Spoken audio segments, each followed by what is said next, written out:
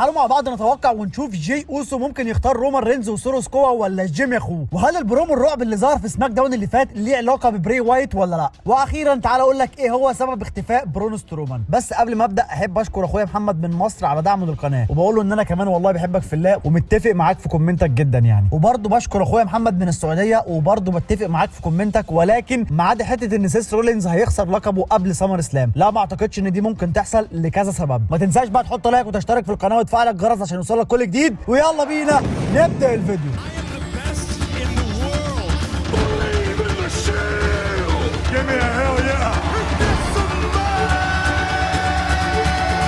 Acknowledge me.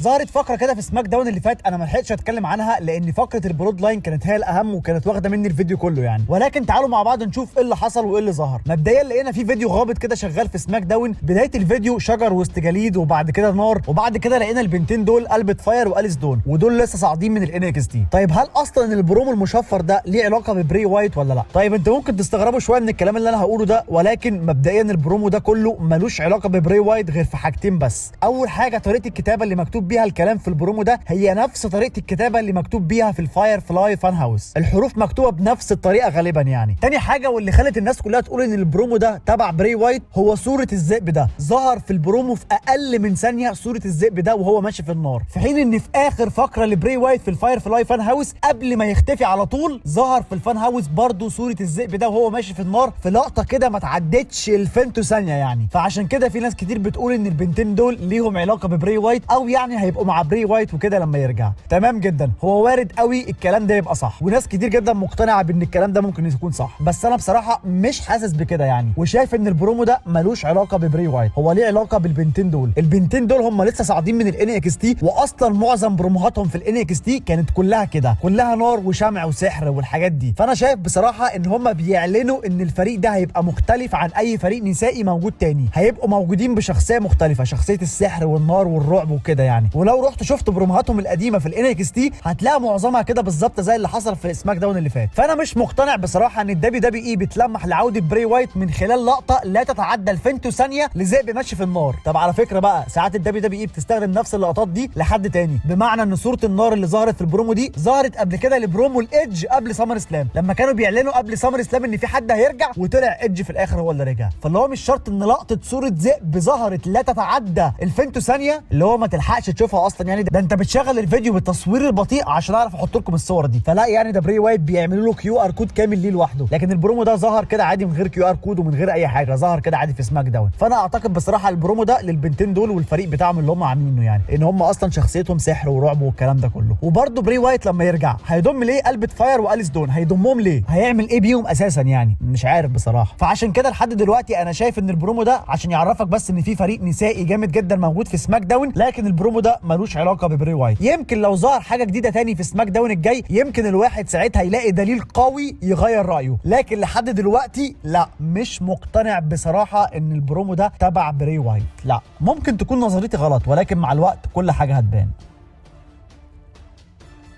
اما بقى بالنسبه لشخصيه ذا فيند فطلعت اخبار بتقول ان بري وايت لما يرجع هيرجع بشخصيه ذا فيند، لانها اكتر شخصيه جابت مع الناس واكتر شخصيه الناس حبتها لبري وايت. وبصراحه يا ريت فعلا بري وايت يرجع بذا فيند، من اكتر الشخصيات اللي حبتها لبري وايت هي ذا فيند، وكانت شخصيه حلوه جدا يعني. بالرغم من ان انا شايف برضو ان شخصيه العم هاودي ما كانتش وحشه، بس هو كان في ملل وبطء جامد جدا في الاحداث لدرجه ان الناس ملت وكرهت العم هاودي واللي جابوا العم هاودي. وبصراحه كان عندنا حق يعني ان احنا نمل ونزهق. 3 شهور كاملين العم هاودي بيظهر على الشاشه، بس 3 شهور العم هاودي بيشوق في الناس وبس، ولما ظهر في الاخر ما لقيناهوش تنين يعني ولا حاجه. فاللي هو صباح الفل كان لازم الناس تزهق وتمل وتكره الشخصيه دي، ولكن انا اعتقد الشخصيه دي لو كان في سرعه في الاحداث شويه كانت ساعتها الدنيا هتبقى احلى بكتير. ولكن على اي حال الاخبار المنتشره دلوقتي هي عوده ذا فيند، فانا اتمنى ان الاخبار دي لو فعلا طلعت بجد وحصل ورجع فعلا بشخصيه ذا فيند، اتمنى اول حاجه ان ذا فيند يرجع في الرو مش في سماك داون، لان البرود لاين عاملين عظمه في سماك داون وهيغطوا عليه، لكن الرو هو اللي محتاجه جدا جدا. واتمنى تاني حاجه ان الماتشات بتاعته تبقى في اضاءه عاديه مش الاضاءه الحمراء دي، عشان الواحد كان بيتعمي وهو بيتفرج على الماتشات بتاعته دي، اللي هي كانت 90% منها كانت اضاءه حمراء بتجيب العمى الوان، بتجيب شلل والله. فاتمنى يعني جدا من حضرتك كده لو مش هنضايق التنين اللي جواك بعد اذنك يعني.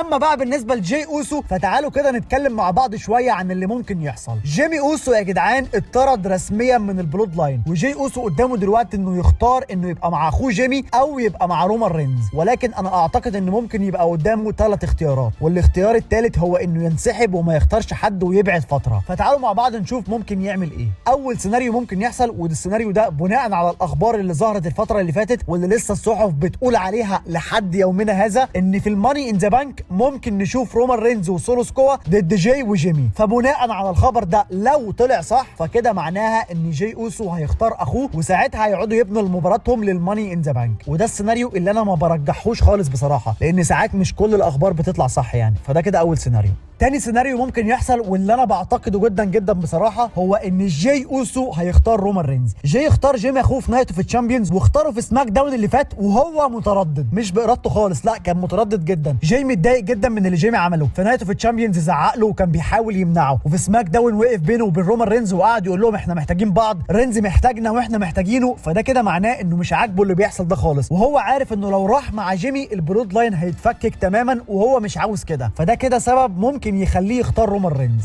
تاني حاجة ان جاي كل مرة بيختار اخوه. جاي من 2020 لحد يومنا هذا كل مرة بيختار جيمي، والناس كلها المرة دي برضه مقتنعة انه ممكن يختار اخوه بناء على انه كل مرة بيختار اخوه. لكن المرة دي اعتقد ان ممكن جاي يكسر القاعدة دي ويختار رومان رينز، مش حبا في رومان رينز ولكن عشان العيلة ما تتفككش. جاي ورومان رينز هما اللي بادئين البلود لاين من 2020 وعاملين كل حاجة مع بعض من البداية، يبقى ازاي جاي يسيب البلود لاين كده بكل سهولة لرومان رينز كده لوحده بعد ما كان هو اكبر سبب في بناء البرود لاين وبناء رومان رينز؟ ازاي يسيب البرود لاين كده ويمشي بكل سهوله؟ فبرضه انا ما اعتقدش ان هو ممكن يعمل كده، فساعتها ممكن نشوف جاي بيختار رومان رينز، ولكن في نفس الوقت يفضل مع جيمي زي ما بول هيمان قال له مفيش مشكله انك تفضل مع جيمي اخوك في غرفه الملابس عادي. فممكن جاي يختار رومان عشان لو بقوا ضده دلوقتي هم اللي هيخسروا، فممكن يختار رومان بس في نفس الوقت يلعب هو واخوه على رومان رينز عشان يحاولوا يوقعوه مثلا بان هم يقنعوا سولو سكوا انه يبقى معاهم، وساعتها رومان رينز هيبقى لوحده تماما، فساعتها هيبقى سهل جدا انه يقع. فده كده تاني سيناريو معانا، واللي انا بصراحه بتوقعه جدا، وهو ان جاي هيختار رومان رينز عشان الاسباب اللي لسه قايلها لكم في السيناريو التاني ده. اخر حاجه بقى كده راكيشي اللي عمال يصيح على تويتر وانا اتخنقت منه. راكيشي امبارح لما بول هيمان اعلن عن الموضوع ده بعدها على تويتر نزل تويته كان كاتب فيها كلمتين بس: حان دورنا، جه وقتنا. دي ترجمه التويته، فاللي هو ما تفهمش حاجه من كلامه. هل راكيشي لو ظهر هينضم لجيمي مثلا ويبقى هو وجيمي وجاي ضد بول هيمان ورومان رينز وسولو سكوا، ويبقى كده عندنا 2 برود لاين بيدبوا في بعض يعني، ولا ايه؟ مش فاهم. ولا هو قصده مثلا حان دورنا ان هو يعني لما يتدخل يدخل يحل المشكله بينهم ويصلح بينهم وكده يعني. فلو ما تفهمش هو عاوز ايه، هو بيكتب ايه، بيرمي كلمتين كده وانتوا عيشوا مع نفسكم. بس المهم ان تويتاته دي بتاكد انه هيكون ليه دور في القصه وانه هيظهر فيها. امتى بقى الله اعلم، او هيكون دوره ايه بالظبط لا برضه مش واضح من الالغاز اللي بيكتبها دي كلها، ولكن شكله كده هيظهر في يوم من الايام. بس كده. اخر حاجه بقى كده، ايه هو سبب اختفاء برون سترومان؟ برون سترومان يا جدعان للاسف مصاب وعمل عمليه جراحيه في رقبته. اتصاب امتى او ايه اللي حصل له عشان يتصاب مش معروف، ولكن ده اللي حصل وده اللي هو نزله على صفحته على الانستجرام. بس طالما عمل عمليه جراحيه في رقبته وكده فده كده معناها انه هيغيب حبه حلوين وممكن يرجع على السنه الجايه كده ولا حاجه. للاسف برون سترومان حظه وحش جدا، لانه من بعد ما عمل فورمه جامده قوي ورجع وبقى مهمش، وكمان ما كملش سنه واتصاب، فاللي هو حظه وحش جدا يعني. وبس كده يا معلم، هي دي الاخبار والتوقعات بخصوص بري وايت وجاي اوسو وبرون سترومان. قول لي بقى في الكومنتات توقعاتك ايه لجاي اوسو في سماك داون الجاي؟ هل هيختار رومان رينز ولا هيختار جيمي اوسو ولا مش هيختار حد ويبعد بعيد شويه؟ مستني بقى اعرف رايكم في الكومنتات، وما تنساش تحط لايك وتشترك في القناه وتفعل الجرس عشان يوصلك كل جديد. وبس كده يا معلم، خلص الكلام.